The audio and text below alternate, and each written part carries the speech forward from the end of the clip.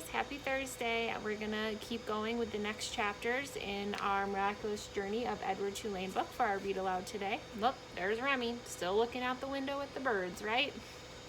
The house on Egypt Street became frantic with activity as the Tulane family prepared for their voyage to England.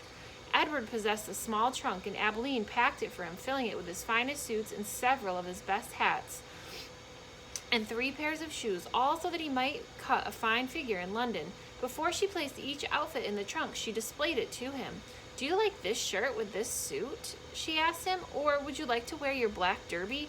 You look very handsome in it. Shall we pack it?" A black derby is a hat. And then, finally, on a bright Saturday morning in May, Edward and Abilene and Mr. and Mrs. Tulane were all on board the ship, standing at the railing. Pellegrina was at the dock. On her head she wore a floppy hat strung around with flowers. She stared straight at Edward. Her dark eyes glowed. "Goodbye," Abilene shouted to her grandmother. "I love you." The ship pulled away from the dock. Pellegrina waved to Abilene. "Goodbye, lady," she called. "Goodbye." Edward felt something damp in his ears. Abilene's tears, he supposed. He wished that she would not hold him so tight. To be clutched so fiercely often resulted in wrinkled clothing. Finally, all the people on land, including Pellegrina, disappeared. Edward, for one, was relieved to see the last of her. As was to be expected, Edward Tulane exacted much attention on board the ship. "What a singular rabbit," said an elderly lady with 3 strings of pearls wrapped around her neck.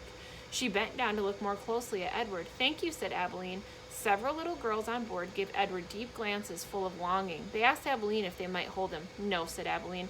"I'm afraid he's not the kind of rabbit who likes to be held by strangers."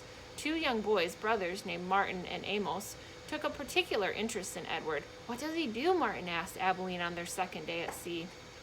He pointed at Edward, who was sitting on a deck chair with his long legs stretched in front of him. "He doesn't do anything," said Abilene. "Does he wind up somewhere?" asked Amos. "No," said Abilene, "he does not wind up." "Well, what's the point of him then?" said Martin. "The point is that he is Edward," said Abilene. "That's not much of a point," said Amos. "It's not," agreed Martin. And then, after a long, thoughtful pause, he said, "I wouldn't let anyone dress me like that." "Me neither," said Amos. Do his clothes come off?" asked Martin. "Of course they do," said Abilene. "He has many different outfits, and he has his own pajamas, too. They are made of silk." Edward, as usual, was disregarding the conversation. A breeze was blowing in off the sea, and the silk scarf wrapped around his neck billowed out behind him. On his head he wore a new straw boater. The rabbit was thinking that he must look quite dashing. It came as a total surprise to him when he was grabbed off the deck chair, and first his scarf and then his jacket and pants were ripped from his body. He heard his pocket watch hit the deck of the ship, and then, held upside down, he watched the watch roll merrily toward Abilene's feet. "Look at him," said Martin. "He's even got underwear on." He held Edward aloft so that Amos could see. "Take it off," shouted Amos. "No!" screamed Abilene. Martin removed Edward's underwear. Edward was paying attention now. He was mortified. He was completely naked except for the hat on his head, and the other passengers on board the ship were looking at him, directing curious and embarrassing glances his way. "Give him to me," screamed Abilene. "He's mine." "No," said Amos to Martin. "Give him to me."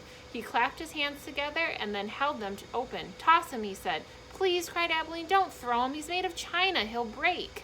So if you're not sure what china is, that's what plates and bowls and dishes, like very fancy ones, are made out of. So he's very fragile. Martin threw Edward, and Edward sailed naked through the air. Only a moment ago, the rabbit had thought that being naked in front of a shipload of strangers was the worst thing that could happen to him.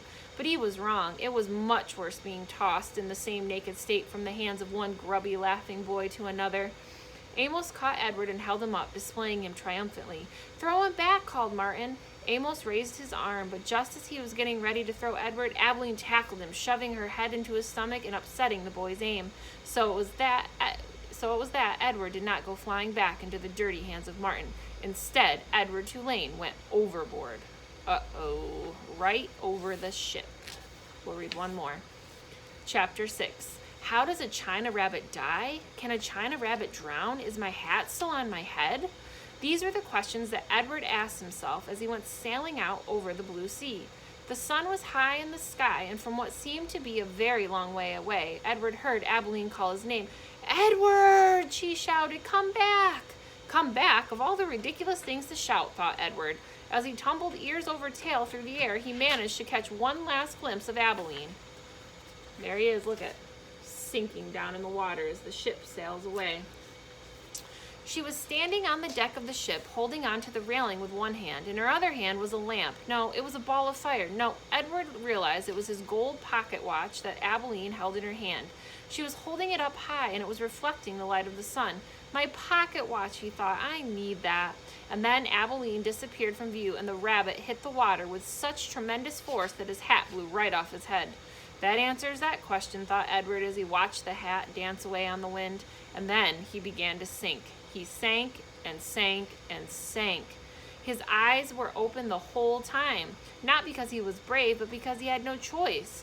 His painted-on eyes witnessed the blue water turning to green and then to blue again. Then they watched as it finally became as black as night. So the farther down in the ocean you go, the darker and the darker and the darker it gets. Edward went down and down. He said to himself, if I'm going to drown, certainly I would have done so by now.